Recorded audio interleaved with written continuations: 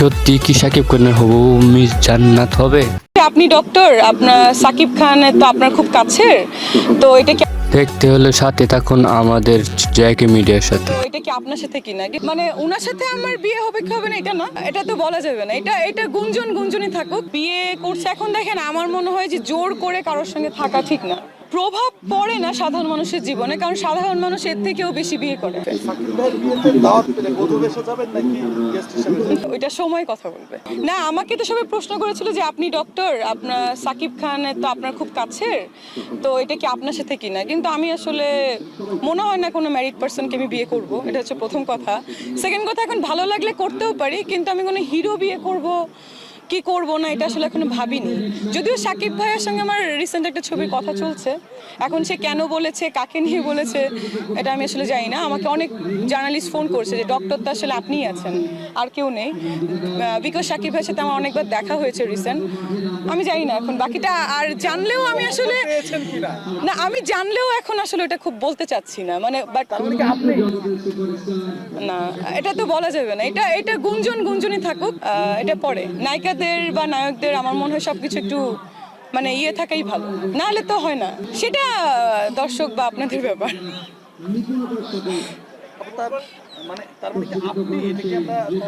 না, এটা তো আসলে এখন বলা যাবে না, কোনো কিছু তো এখন বলে দিলে তো থাকে না। ওটা বলবো, দেখা যাক।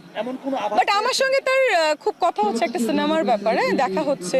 মাঝখানে ইন্ডিয়াতে গিয়েছিলাম, আবার যাব আমি, কালকে আমার ফ্লাইট কলকাতায়।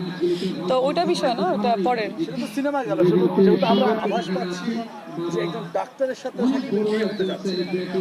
না, এটা এখন এই ব্যাপারে কিছু না বলা মনে হয় ভালো।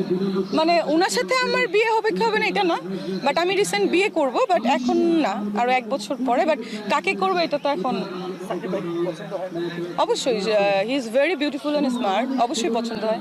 আমি তো স্কুল লাইফ থেকে ওর ফ্যান। ভাইয়া এই কথাটা বারবার না বলি। বিয়ে করছে এখন দেখেন, আমার মনে হয় যে জোর করে কারোর সঙ্গে থাকা ঠিক না। মানুষের এটা তো আসলে আমাদের বেঙ্গলি মেন্টালিটি যে একজনকে নিয়েই ঘর করতে হবে।